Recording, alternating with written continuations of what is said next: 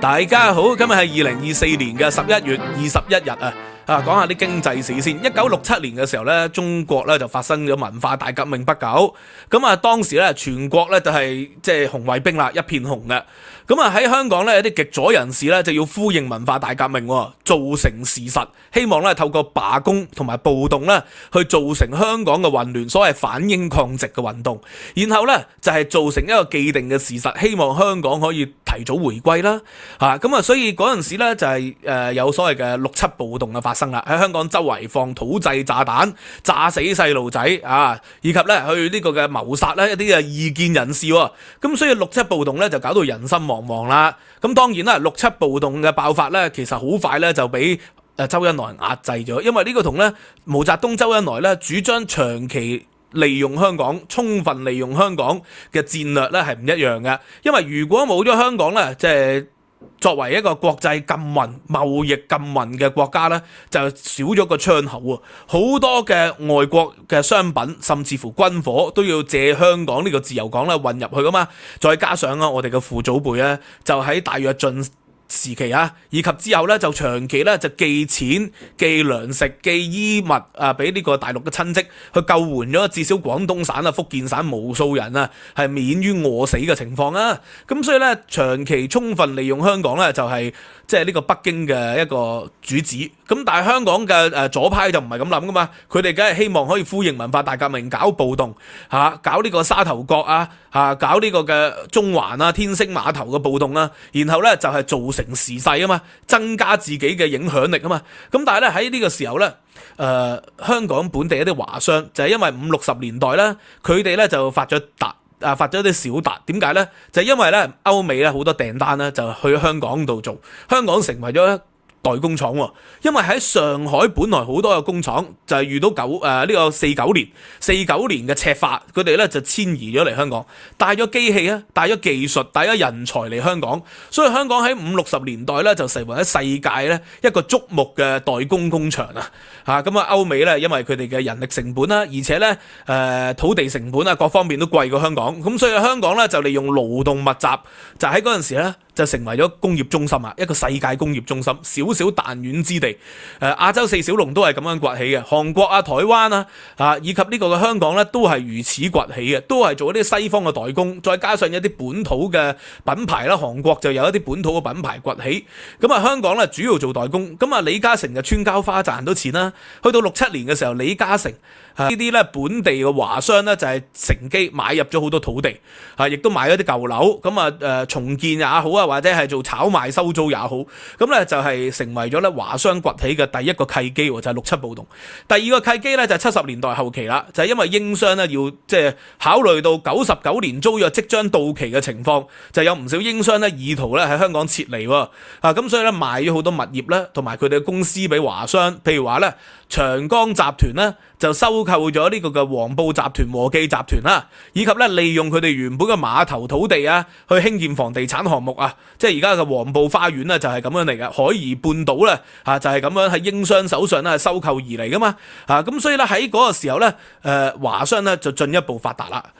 成就咗咧80-90年代華商財團咧去叱咤風雲嘅年代咯，甚至乎喺90年代、2000年代咧，李嘉誠就成為咗世界咧首富排行榜裏邊咧頭20位，經常係李嘉誠出沒嘅。華人裏邊咧永遠都係行第一嘅就係每一次香港出現信心危機，佢哋咧就係入市喎。但係相反咧2019年之後咧佢哋就冇咁樣做喎。2008年、2003年、1998年，每一次咧香港出現危機，亞洲金融風暴啦、沙士，以及咧呢個嘅08年嘅歐債危機，佢哋咧都有喺香港咧入市喎。但係19年之後咧，似乎呢啲華商咧就不斷減持，冇喺香港大規模入市。有嘅新世界集團咧，結果而家搞到自己瀕臨咧，即係一個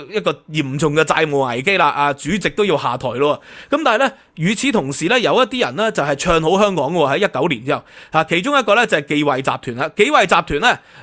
姓湯嘅家族嚟啦，佢哋嘅崛起咧就係03年，當時咧就喺香港大量咧就買咗啲鋪位。後來咧03年沙士之後咧，就因為自由行各方面嘅原因咧，就係爆升咗。咁佢哋嘅鋪咧就係即係價值啊，亦都係一登龍門，升價10倍，咁所以成為咗呢一個即係香港啊新起嘅一個地產集團。咁佢哋主要係做收租嘅，就係買鋪收租啊，或者買啲寫字樓收租，同埋呢個嘅商業大廈以及酒店。咁咧佢而家咧就放售一個咧2016年咧喺香港當時以8億8千萬購入嘅一個酒店，而家咧就6.3億放售姓湯。咁我唔講佢名啦，咁啊因為佢其中一位係專欄作家。費事講佢名啦，費事話我偷佢光或者係幫佢宣傳，亦都唔好啦。咁啊，所以呢個嘅紀惠集團咧，而家就係6.3億去放售2016年咧8.8億購入嘅一個地產項目，一個酒店嚟嘅，地點係好靚嘅，就喺摩囂，喺摩利神山摩囂，咁啊銅鑼灣嘅摩利神山道。咁啊，其實嗰個位咧原本啊，如果自由行啊來往仲好人來人往嘅時候咧，即係出嚟做自由行專用嘅酒店咧，其實就好賺錢嘅。不過而家啲自由行咧嚟到香港就即日來回啦。第一，第二咧，啲自由行咧嚟到又唔係好消費喎，亦都住1000幾百蚊一晚嘅酒店咧，唔係覺得好花費得起。所以咧，其實呢個摩囂呢個地方咧，就係愛嚟做青年宿舍嘅，提供183個宿位，月租大概4800蚊左右啦。咁啊，唔知佢出租率幾高啊？咁但係咧，呢個財團啊，而家就係蝕讓。佢今年咧係第二次咧，似乎咧就係出售佢核心嘅物業噶啦，但係佢哋嘅專欄作家咧，即係呢個財團嘅其中一位人物咧，就不斷咁唱好香港，然後佢不斷咁咧就係蝕讓喎，咁奇怪嘅，即係咁啊呢位姓湯嘅專欄作家咧就話，公司打算放售一棟酒店啊，立刻好多人幸災樂禍啦，話佢哋要蝕錢，其實啊做生意有蝕有賺嘅，冇話一定係賺錢嘅。而事實上蝕錢係其次，最緊要唔係負資產。呢棟酒店6億可以賣得走，只爭銀行2億幾，咁啊應該即係還咗8年都係還息嘅啫。咁啊，所以佢應該當年都係借2億幾啦。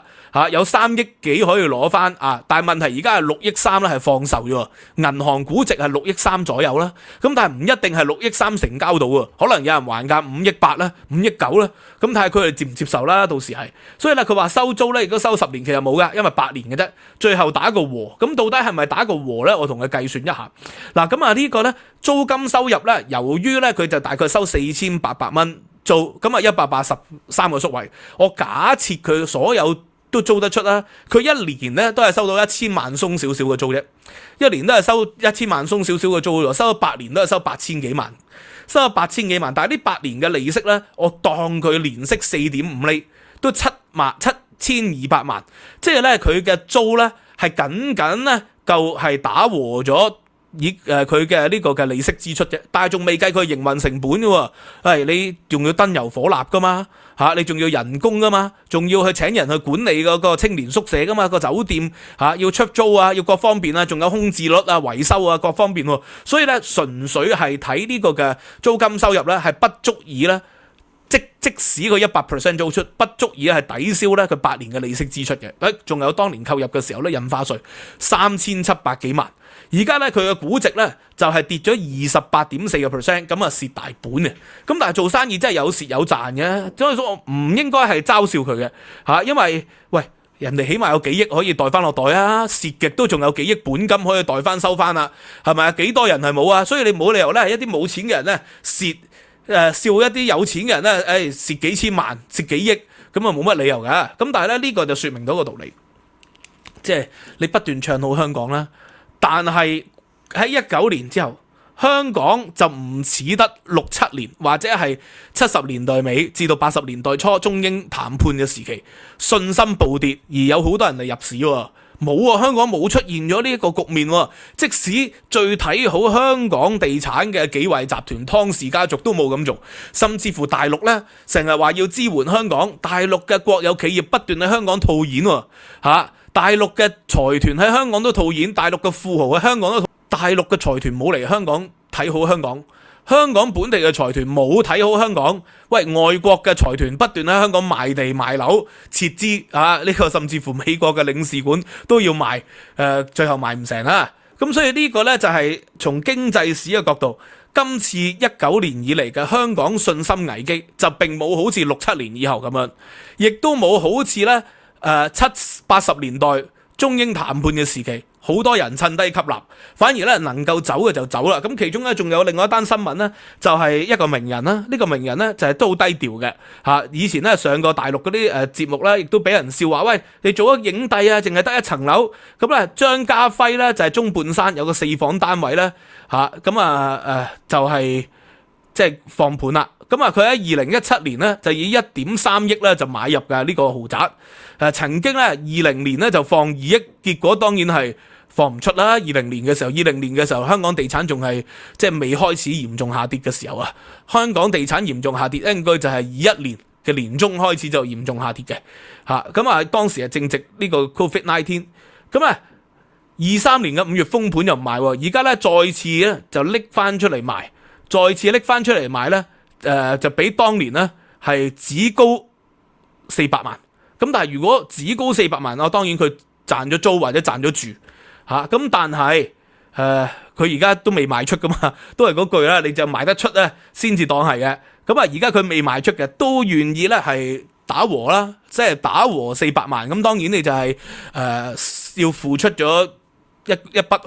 高昂嘅印花稅嚇。咁但係當然呢幾年如果租出去或者自住嘅，咁你都起碼賺咗住賺咗租啊嚇。咁但係百忙一場打和。咁當然啦，投資唔一定有賺噶，樓市唔一定有升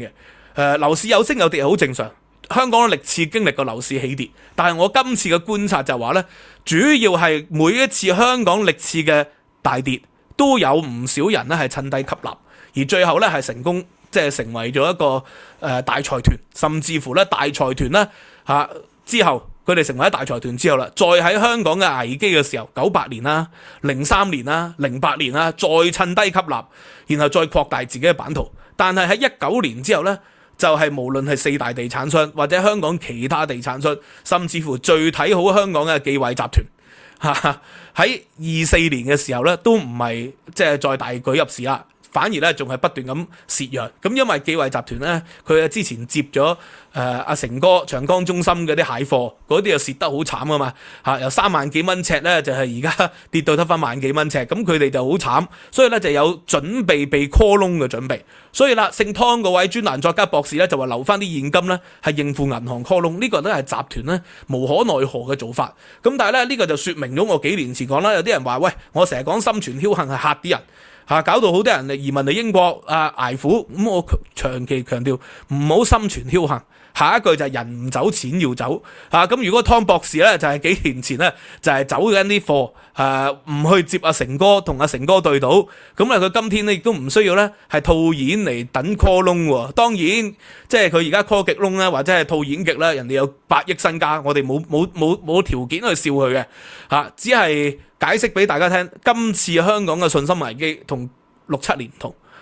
同呢個嘅79年至到84年嘅時期唔同，同03年唔同。嗰陣時咧，大家都覺得咧係前景迷茫，但係長期向好嘅。嗰陣時就係咁樣，即係中短期嘅前景迷茫，但係長期香港咧嘅經濟會向好嘅。呢個就係李澤楷所講噶嘛。以往歷史上每一次賭香港長期差嘅都輸嘅。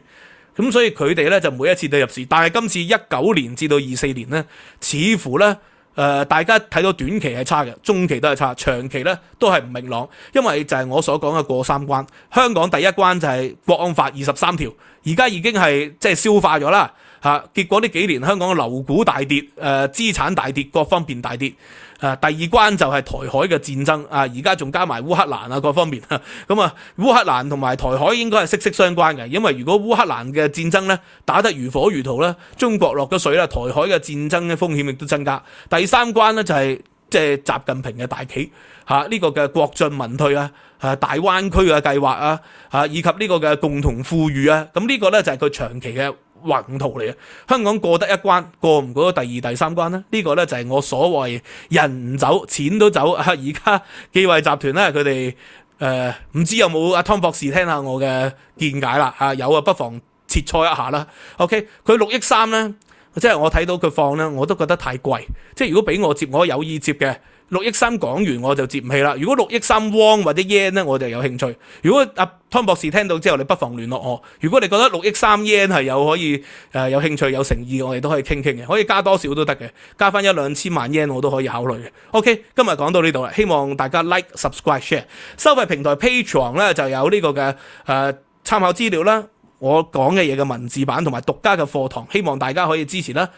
用年費訂閱仲有 discount， 咁啊今個月咧多咗好多人啦用年費訂閱，因為我講特朗普啊、拜登啊嗰陣時咧就走咗啲特朗普 fans， 但係留翻落嚟嗰啲咧有啲咧就覺得喂，你都能夠堅持到講你相信嘅説話，佢哋 upgrade 咗個 plan 用年費訂閱咗，咁所以都多謝咧呢啲 Patreon 嘅網友嘅支持。今日講到呢度啦，知識有價，拜拜。